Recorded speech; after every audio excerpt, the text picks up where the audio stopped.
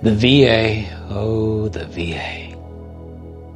I just got off the phone with the VA and I'm gonna need a minute.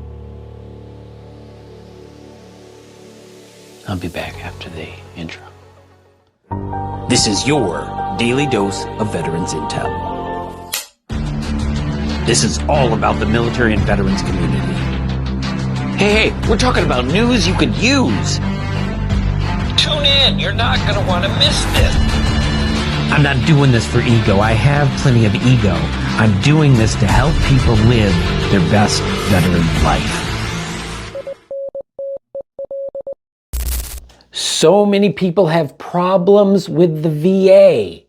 Now I gotta tell you, the care that I get there, it is quality care. It is compassionate care. It is competent care. I actually credit the VA for saving both my physical and financial life.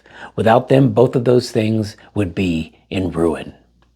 That being said, there are things that the VA does that drive me crazy. And I'm going to talk about two of them today.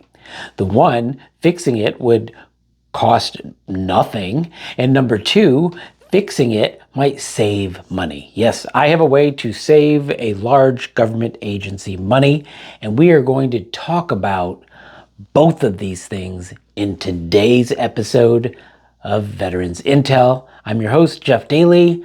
Let's get into it, or as my friend likes to say, let's go. The first thing I want to talk about, I didn't bring up for a long time because I didn't know if it was just me. I don't like to be interrogated. If you ask me 3 consecutive questions in a row, I just shut down. I may speak again to ask for a lawyer, or I may just crawl into anti-interrogation techniques, a course of which I never took, but I've seen it in movies, so I think with a government employee, I can hold my own. Here's the thing, every time you call the VA, every time you visit the VA, every time you talk to a different person at the VA along the day, they ask you a million questions. They start with, what's the veteran's last name and last 4? And you think, that's my PIN code, that's my passkey, that's my magic password. But no, that's just the beginning. Because they know enough about you at this time that they have to ask you more questions to verify who you are. I have been asked for my birthday, my address. I've been asked for my full social security number. I have been asked so many questions after the only 2 that I should have to answer that it drives me crazy.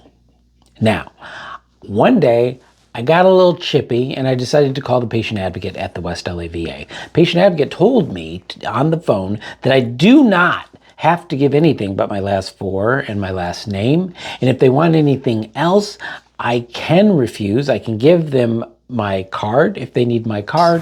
Or no, I have tested this a couple times. I tested on the phone. I called. There was one operator. She wouldn't talk to me unless she got her interrogation in.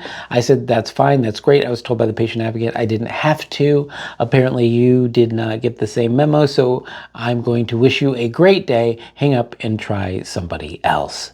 I did hang up and I tried somebody else, and I preempted the conversation with last name, last 4. By the way, I don't want to have an argument in the next 5 seconds. I just really need to be transferred to insert department. And she was fine. She was like, okay, no problem. I'll transfer you. So it also depends on who you get. And should it be that way? No, it should not be that way. No. I find it very difficult to believe that someone would be in the same location at the same time for the same purpose that I am, and also share my last name and last 4 of social security number. That's incalculably small. I'm not saying it's mathematically impossible, but I am. Here's the other thing. They give you a wristband. The first person that interrogates you gives you the wristband. You have your VA ID card. There's no need for this conversation. In fact, one time I was getting ready to go in for surgery. An anesthesiologist was over here and I was talking to her. She interrogated me. We're done. Another anesthesia comes up. This one hasn't left. This one starts asking me these questions. I say, no. This person's already here. They've already answered my questions. We're in a secured zone here, ma'am. Please, how can I help you? And then they try to tell me that it's for my security. First, it's to verify that I am who I am, then it's for my security. I don't know the reason for it, but I know that I do not like it. I do not like when they call me on the phone and I'm in a place it's not my home and they want me to say all of these things out loud. It's the same thing as when I'm in the hospital and I'm in the waiting room and I'm at the front and they're asking me these things with the COVID glass there, so you can't whisper it. They won't hear you. You have to announce it to anybody behind you, and you are giving them enough information where they could fill out a credit app for you. Unacceptable. I don't know who we have to talk to get this changed, but last name should always be the standard. If the small chance that there is somebody else with your last name and last four, it should pop up in the system. And they can then ask you your birthday and month. That's it. Nothing else. And if you are calling me, you're calling me from a number that's in the system. It hasn't changed in decades. You're calling me from that number, so you know it's my phone. You know I'm giving you the right name, and you know I'm giving you the right last four. If somebody is in my phone and has gathered that information, they know the rest of my social security number, they know my address, they know my birthday. They are going to fool you with your interrogation.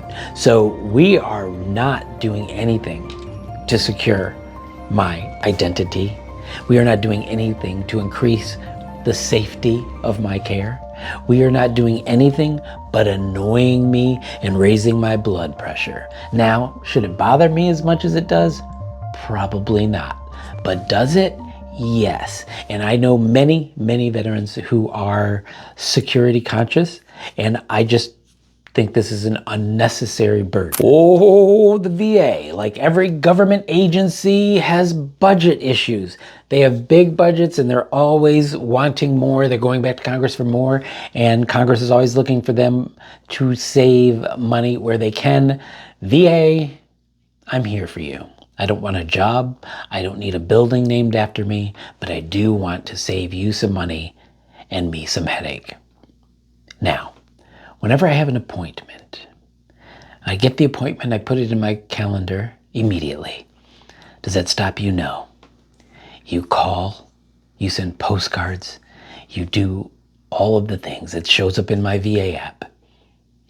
It tells me when I'm supposed to be somewhere, but it does not tell me where that where is supposed to be. So, you have asked me for all of my information, and you really need to give me just two things: when and where. And it should not be a question that has to be asked. You're not doing it. But you're spending money sending postcards. You're sending money making robocalls to remind me that I have an upcoming appointment. You are spending money having the data put into an app that I have. I don't know how much money you're spending, but I know that these things aren't free. And I know that if you're going to send these things and spend our money, please provide complete information so that I know where the heck that I'm going. And do not send endless postcards. That's postage. That's postage, that's printing, that's litter, that's trash that I have to take care of. When I have entered it for the first time, why not interrogate me on my calendaring habits? Why not say, when you're talking to me in the glass and you're saying, oh, is this date available? And I have my phone out and I say, yes, let me put that in my calendar. Make that note in the computer so that no more things get mailed to me. Maybe an email the week before, or maybe a phone call or a text, but not all of them. I literally, every method of communication I've said to you, I get before every appointment. And I haven't said them all in a row, but let's talk about them. They call, they text, they mail, they email. They do all of these things, and it is in the app for your perusal at any time of the day or night. That's enough. Hold back, save that money. There are millions of veterans in your system, so you could save millions of dollars if you not do that. So in conclusion, we have talked about 2 ways that are not medical. They're not putting any lives in danger, and they are not big budget items. In fact, we have showed you a way that you can spend $0 fixing one of the issues, and you can save millions of dollars fixing the other issue. Please, VA, please listen to these things and consider them. And don't come back at me with the standard issue answer that it is for the security and verification of the veteran. No, it's not. We talked about that. No, don't use that excuse. It's a waste of time. All of this is a waste of resources. Handle it. Get her done. Let's go. This has been Jeff Daly with the Daily Dose of Veterans Intel. Special agents, if you have information on this, if you have other things that the VA does that aren't medical care issues, because those get plenty of press and those get talked about a lot. If you have little things that they could do to make the experience better, please tell me in the comments, or send a message or a carrier pigeon, or send me a postcard or text or phone call, and do it on repeat over and over again like the VA does. I'm gonna go take another minute now, but I'll see you on the next one.